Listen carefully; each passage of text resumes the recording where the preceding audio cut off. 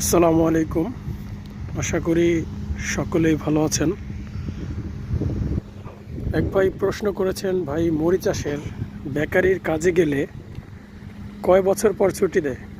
মানে এক কথায় বলতে গেলে যে মরিচ চাষে কাজে গেলে কতদিন পর ছুটি দেয় বা কয় বছর পর। তো এটা নিয়ে আজকে আলোচনা করব। ভিডিওটি ধৈর্য সহকারে দেখবেন, আশা করি সব কিছু বুঝতে পারবেন ইনশাআল্লাহ। তো বরাবরের মতো আমার কিড অ্যান্ড জাট্টু ইউটিউব চ্যানেলটি যারা এখনও সাবস্ক্রাইব করেননি, মরিচ চাষের নিত্য নতুন আপডেট পেতে অবশ্যই চ্যানেলটি সাবস্ক্রাইব করে আমার সাথে থাকবেন। তো প্রবাসী ভাইরা, পৃথিবীর মধ্যে যদি কোনো দেশ থেকে থাকে অল্প টাকায় কম খরচে যাওয়া যায়, সেটা হচ্ছে মরিচ চাষ। তো ওই মরিচ চাষ সম্বন্ধে আমি দীর্ঘদিন ধরে ভিডিও বানিয়ে আসতেছি এবং বর্তমানেও আমি কয়েকটা ভিডিও আপলোড দিছি এই মাসে। তো এই জন্য মরিচ চাষ নিয়ে অনেকেই কমেন্ট করে বলতেছে। দেখেন, যে ভাইটা প্রশ্ন করছে তার প্রশ্নটা হচ্ছে যে ভাই মরিচ চাষ বেকারির কাজে গেলে কয় বছর পর ছুটি দেয় এবং কি একেবারে পাঠায় দেয় নাকি? তো তার প্রশ্নটা ছিল এমন। তো তার প্রশ্নটার উত্তর দেব। দেখেন, আজ থেকে 6-7 বছর আগে মরিচ চাষে যারা যেত তাদেরকে একেবারেই পাঠিয়ে দিত।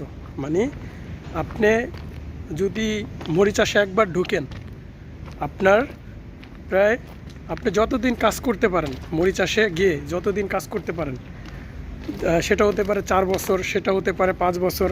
মানে এক কথায় বলতে গেলে, আমি হাঁটতেছি আর ভিডিও করতেছি ভাই, দেখেন কত মানে বেকাতারা রাস্তা দিয়া, ঠিক আছে? তো আপনি 4 বছর থাকেন, 5 বছর থাকেন, 2 বছর থাকেন, মরিচ চাষে যদি একবার ঢোকেন তাহলে আপনাকে একেবারে দেশে পাঠিয়ে দেবে। মানে একেবারে তারা দেশে পাঠিয়ে দেবে।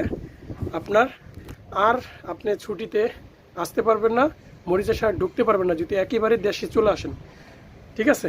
একেবারে বলতে আপনি মরিচ চাষে 4 বছর 5 বছর থাকলেন, আপনি চলে আসলেন দেশে, আপনার মরিচ চাষে ঢুকতে পারবেন না, ঠিক আছে? ওই কোম্পানিতে হয়তো নতুন করে আবার ভিসাতে ঢুকতে পারবেন, কিন্তু আর ঢুকতে পারবেন না। মরিচ চাষের বিষয়টা হচ্ছে এটা, আপনি যতদিন কাজ করবেন, পরে আসলে আর যেতে পারবেন না। এটা হচ্ছে 2018-16 সালের দিকের কথা। কিন্তু এখন বর্তমানে সেই বিষয়টা হয়তো চেঞ্জ, অনেক কোম্পানি করছে, অনেক কোম্পানি করে নাই। যেমন আপনাকে যদি মরিচ চাষের